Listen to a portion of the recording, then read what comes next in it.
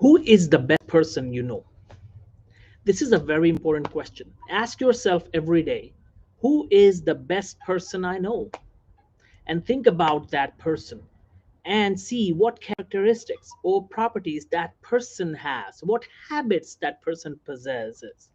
So think about this and develop those habits in your personality until you develop all of those personalities that that person has. Remember, we all are human beings. If one person can do it, you can do it as well.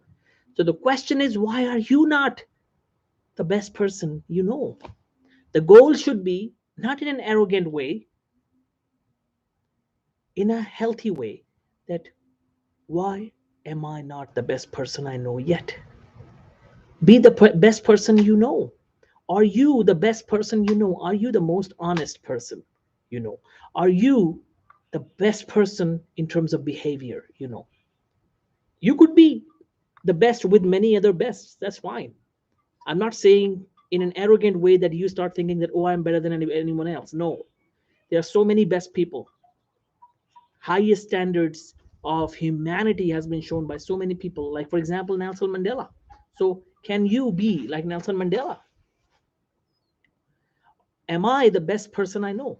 That's the question you need to have.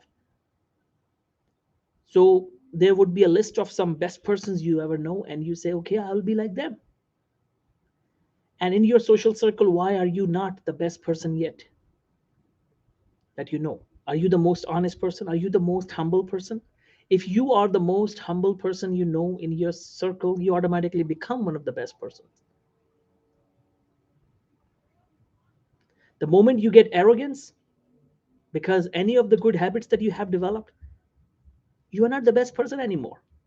So you should set a target of becoming the best person you know, or one of the best persons you know, and strive to become the best. Strive to work hard on your personality.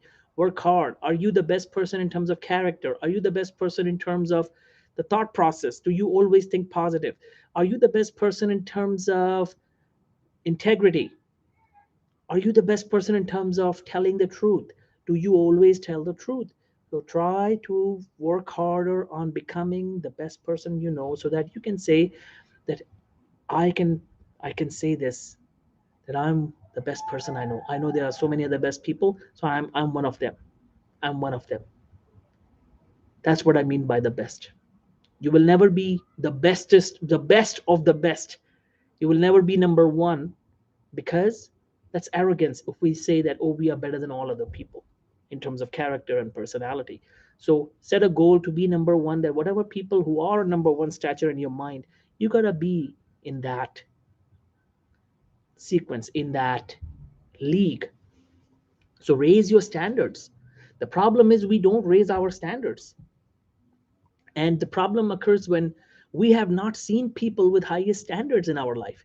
If you have grown up in a dysfunctional family and you have seen your father or your mother as people who lie, who deceive, who cheat, you are not going to set highest standards for yourself, because they are your heroes, and you feel that, okay, a little bit of lying doesn't matter. I remember I had a teacher. He used to tell us that if you are 70% honest, you are an honest person. And at that time, I felt that is a very good statement. But now, at this stage of my life, I realized that was a very, very wrong statement to say, or to make, and to teach your students. Because if you are 70% honest and in 30% in your life you lie, you are still a liar. If you cheat 70%, 30% of time, you are still a cheater. Honesty is 100%. If you are 100% honest, you are honest, otherwise you're not. Even if you're 99% honest, but one time you lie, in every 100 statements, one time you lie and 99% you're honest, you're still a liar. You are a liar. And who is going to define that 70% of the time I'm not honest and 70% I'm honest? You just made this up to set the standard for yourself. This is a self-deception. We're deceiving ourselves. We are lying to ourselves. So you gotta be 100% honest, a person with integrity, a person who decides that I will never do anything wrong, I will never do anything bad in my life. That's what you are supposed to do. This is a serious matter. You cannot just say that, okay, I'm just 90% good, I'm 90% honest. No, you got to be 100% honest. You got to be 100% a person of integrity, a person of honesty, person of discipline, person of values, person of morals. The problem is that nowadays we see so many speakers, so many trainers, so many motivational speakers teaching people how to start their business, how to make money, but they are not starting with the right thing. Money, business comes second. The first thing is the personality, the values, the morals. Have you developed and worked hard on developing your morals and values? What are your values? So you got to develop the values: honesty, integrity, trust. No matter what happens, you will not leave these things. Love, affection, empathy, these should be your values. If you haven't written the values down, write them down. Most people don't even think of the values. The writing is way too far from them. So what I am insisting you to do is write down your values. Write down the values. Take a piece, take a journal. That journal will be your life journal. Like, for example, I have this journal. That's my last year's journal. So this journal mentions my values in the beginning. That what are my values? This should be your journal. Like for 2022, you start a journal that you're writing a journal for the very, very first time. So on the first page, write down who you are. Who am I? Define yourself. Second page, write down your values. What do you live for? What do you die for? What will you die for? What will you sacrifice your life for? Honesty, integrity, trustworthiness, love, affection, equality, justice. Write these things down and look at them every day. So you define who you are, what are your goals, what is your passion, your goals, top 10 goals of your life, top 5 goals of this year. Write them down. Then the next page, write down your values and your morals. Your values could be your God, your religion, your religious book, your prophet, your messenger, whoever you believe in. You should write them down. Write everything that comes to your mind.